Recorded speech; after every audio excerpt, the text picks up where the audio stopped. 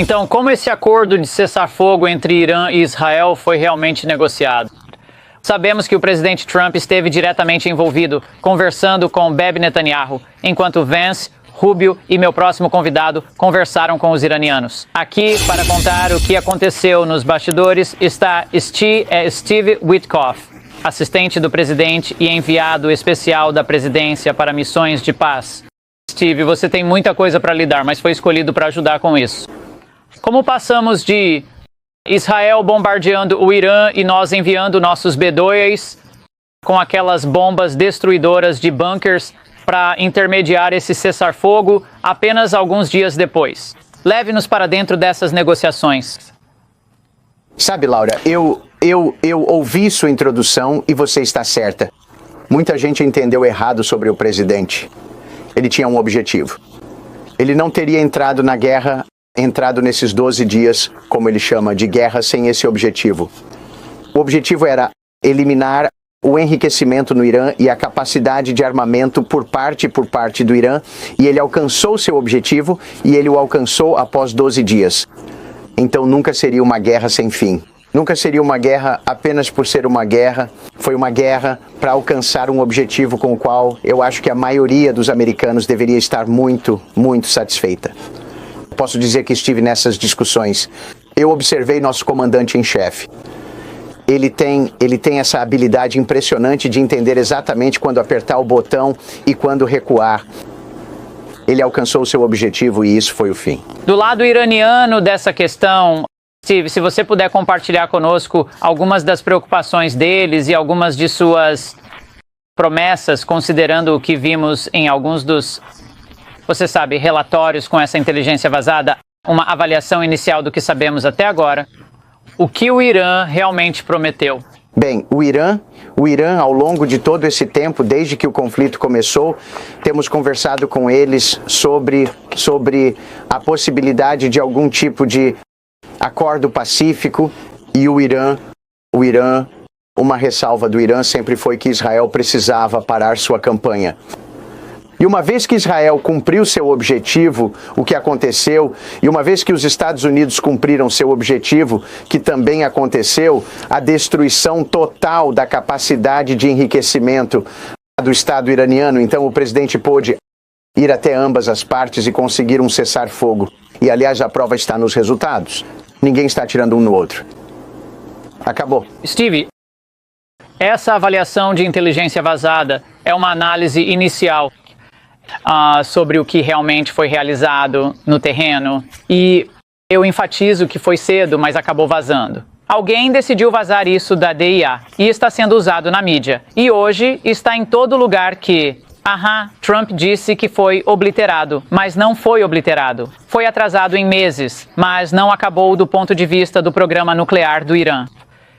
Sua reação à noite a isso, e presumo que você saiba do que estamos falando com esse relatório de inteligência vazado?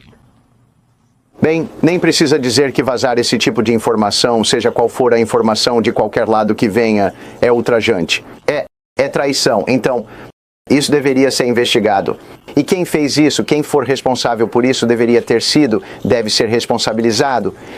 Isso pode colocar vidas em risco no futuro se houver.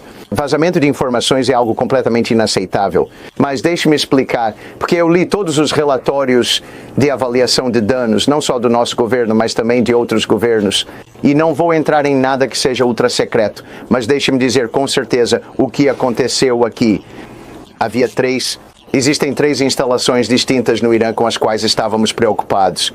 Isfahan, que é uma instalação de conversão, você não pode transformar em arma a menos que tenha o que chamamos de processo de conversão no início do enriquecimento e depois um processo de conversão para metalizar o material ao final do enriquecimento.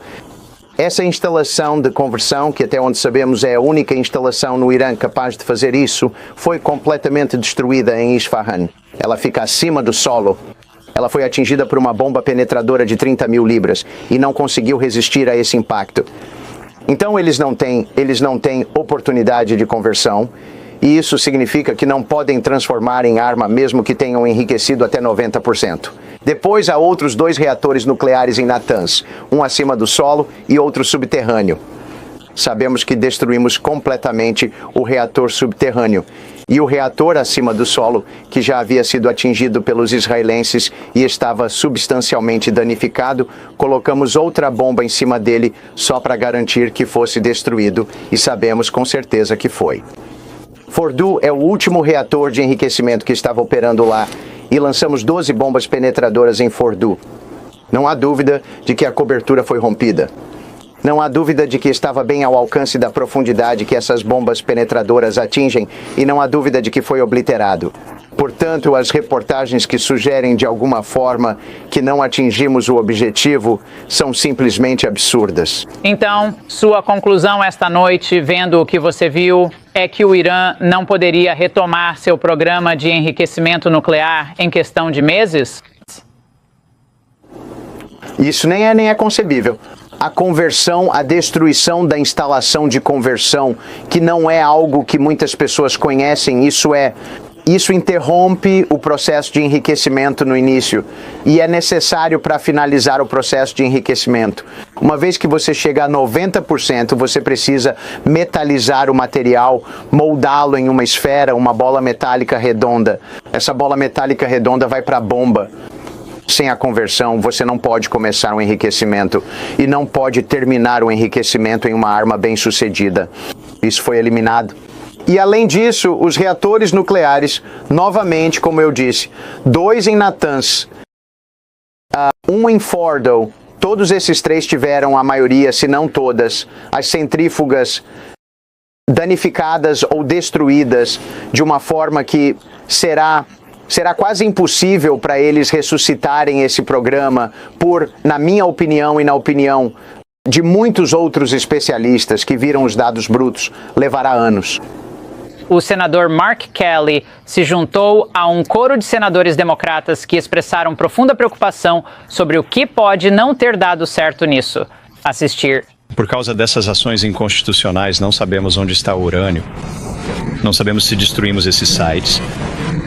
E não sabemos se os iranianos vão correr para desenvolver uma arma nuclear e acabamos em uma situação semelhante à que estamos lidando com a Coreia do Norte. Ninguém quer isso. Acho que a melhor maneira de lidar com isso agora é se pudermos voltar à mesa de negociações. O que é? E falar sobre isso. Não havia nenhum plano aqui. Pode falar agora, por favor, Steve. Isso é... Eu ouço essas coisas. Claro que havia um plano aqui. Havia um objetivo. E mesmo se houvesse material nuclear escondido, era para erradicar a conversão, o edifício de conversão, o processo de conversão que existia em Isfahan.